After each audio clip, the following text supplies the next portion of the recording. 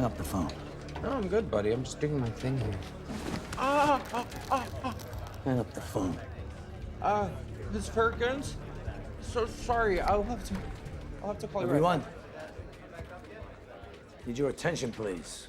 Who doesn't love a good old-fashioned action movie? Jason Statham is at it again in The Beekeeper, a pithy and tight hour and 45 minutes of pure non-stop action. Yet it seems that not everyone is in love with a good script, good story, and good character development these days. You see, the so-called journalists in the mainstream media will have you believe that The Beekeeper is absolute trash. But are they right? Or is The Beekeeper a hit critics just don't get? Join me, dear viewer, as I dive into the world of The Beekeeper. The story of The Beekeeper is quite simple. Retired teacher Eloise Parker, living her quaint Massachusetts life, gets stung by a phishing scam, losing a cool $2 million belonging to a charity. Cue tragedy. She decides to exit stage left permanently. Enter FBI agent Verona Parker, Eloise's offspring, who promptly fingers her tenant Adam Clay, played by Jason Statham, as a culprit. After a brief stint in FBI custody, Clay gets a get-out-of-jail-free card because of Eloise's demise is labeled a DIY project. But wait, there's Buzz. Clay, feeling vengeful, buzzes the Beekeepers, the secret society of spies-turned-vigilantes. Armed with a honeycomb of information, Clay heads straight for the hive of villainy, a call center run by Mickey Hive Mind Garnett. After some DIY demolition, Garnett's boss Derek Tech Titan Danford sends his lackey to squash Clay like a bug. In a twisted game of corporate espionage and cloak and dagger antics, Danforth, the epitome of nepotism, rattles the cages of power, alerting former CIA bigwig Wallace Westwild, played by Jeremy Irons, about Clay's vendetta. Wallace, now playing a security guard for the Danforth dynasty, scrambles to call in favors from the CIA, only to discover the shadowy Beekeepers are remaining neutral in this fight. As Verona and her sidekick anticipate Clay's impending assault on the 9-star United Center, they cozy up to the FBI, getting all the backup they desire. Meanwhile, Wallace orchestrates a ragtag team of ex-special ops, revealing the Beekeepers' covert status as America's self-proclaimed saviors, a fact conveniently kept under wraps. With Danforth's callous disregard for human life serving as the perfect catalyst, Clay waltzes through FBI defenses like a bull in a china shop,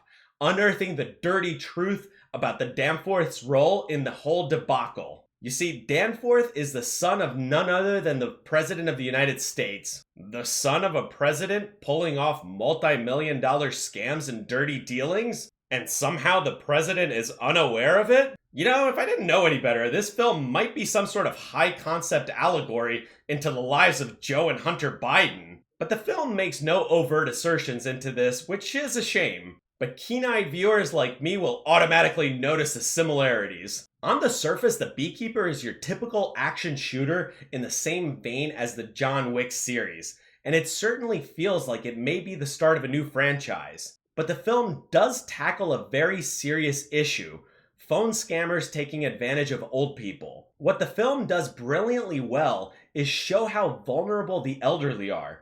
After a lifetime of working hard and saving to enjoy a meager retirement, many elderly people in today's society are taken advantage of by evil and soulless scammers from all around the world. Taking advantage of the elderly is despicable, and I, for one, felt very satisfied at Jason Statham's solution to the problem.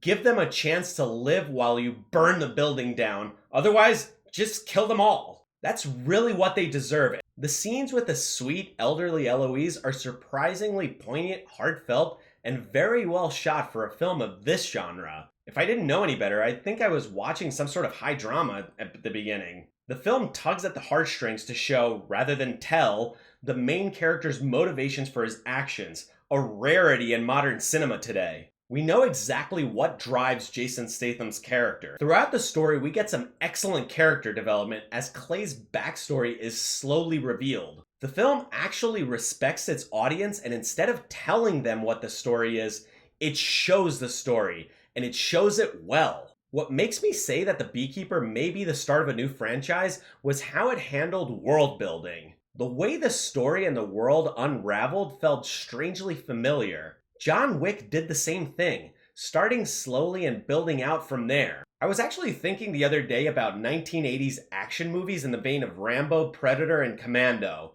We don't really get those sorts of bombastic movies much anymore. But it seems like the genre has morphed into new territory. Starting with John Wick, we got films that had a lot of gun fu and well choreographed fight sequences with movies like Nobody, The Equalizer, The Accountant, and Extraction. And the thing is, we got hints of the rise of this genre starting all the way back in the 1990s, long before John Wick was ever conceived. Luc Besson sort of pioneered this subgenre of action with his two masterpieces, La Femme Nikita and The Professional. But others also preceded John Wick. Kill Bill, Man on Fire, and Chow Yun-Fat's The Killer all exhibited the building blocks of this subgenre. So 1980s action movies never really left the cultural zeitgeist. They only evolved into the fun films we see today. Films like The Beekeeper. So what are the so-called journalists in the Access media saying? Well, they summarily dismissed it as yet another movie to be released in the January dumping ground. But what they missed was a well-written, well-filmed action romp that was efficient with its screen time, never really wasting a single frame to accomplish what it sets out to do. And I guess the critics these days are allergic to efficient writing and storytelling with good character development. Their loss, I guess. The Beekeeper was yet another ass-kicking fun thrill ride I thoroughly enjoyed. But what do you guys think of all this? Did you think The Beekeeper was everything you wanted and more? Or do you side with the critics on this one? Please do let me know down below in the comments, and as always, hit that like button, ring that notification bell, and smash that subscribe button, and I'll see you in the next one.